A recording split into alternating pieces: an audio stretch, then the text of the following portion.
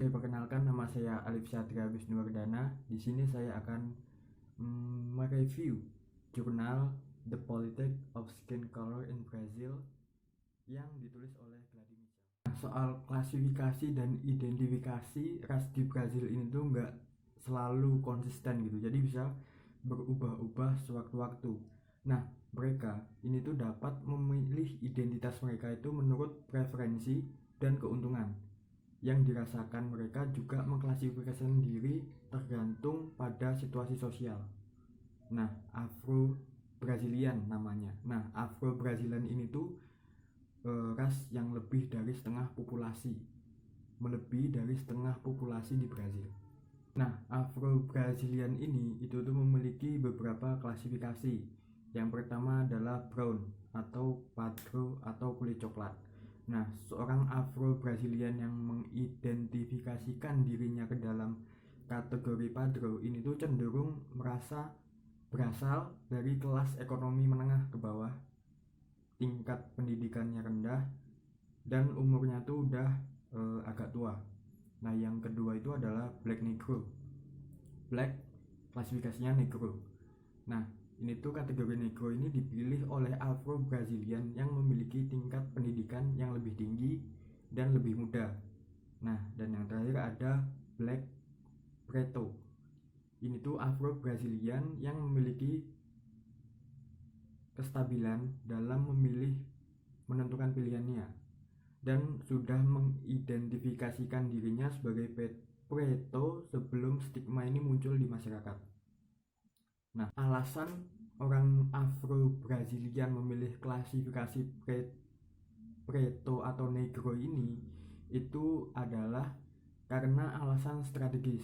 Sedangkan Afro Brazil yang memilih identitas coklat atau non hitam ini karena mereka tuh nggak melihat adanya keuntungan atau kelebihan atau kepentingan untuk mengklaim identitas hitam.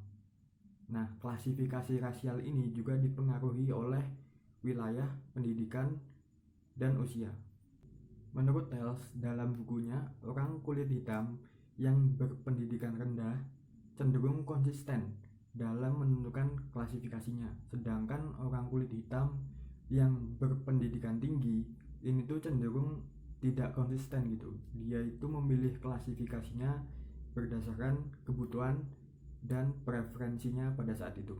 Di Brazil sendiri ada yang namanya gerakan yang namanya Black Movement, di mana banyak klasifikasi ras Negros itu bergabung dengan organisasi ini karena mereka itu mencari identitas hitam mereka. Nah, sedangkan Pretos ini tuh mereka tidak bergabung dengan organisasi ini karena mereka sudah yakin akan kegelapan, maksudnya akan pilihan mereka. Jadi mereka tidak mencari-cari pilihan lain atau ingin pindah klasifikasi karena mereka sudah yakin dengan kehitaman mereka. Nah, pada tahun 1888 pemberontakan budak ini menekan pemerintah Brazil untuk menghentikan atau menghapus perbudakan. Nah, kemudian perbudakan ini dihapus pada 13 Mei 1888 dan mendorong masyarakat Brazil untuk menikah dengan orang kulit putih. Jadi pemerintah Brazil itu mendorong masyarakat Brazil untuk menikahi orang-orang Eropa atau kulit putih. Nah, akibatnya adalah pada 1872 sampai 1890 populasi kulit putih di Brazil ini meningkat sebesar 6%, sedangkan populasi kulit hitam ini berkurang sebesar 5%. Kemudian pada tahun 1891 pemerintah Brazil melarang imigrasi dari Afrika dan Asia. Nah, mereka ini malah mendorong imigrasi dari Eropa. Bahkan pemerintah Brazil melakukan subsidi bagi orang Eropa yang ingin tinggal di Brazil. Nah, pada tahun 1969 sampai 1974 pemerintah Brazil menganggap pergerakan anti rasisme ini tuh mengancam keamanan nasional. Nah, hal ini menyebabkan banyak aktivis Afro-Brazilian yang disiksa dan dibunuh oleh rezim yang berkuasa pada saat itu.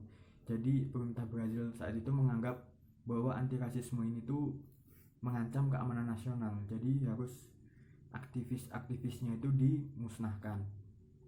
Nah, namun kemudian titik terangnya adalah pada 2002 Presiden Lula da Silva ini membentuk Special Secretariat of Racial Equality dengan wanita Afro-Brazilian sebagai pimpinannya.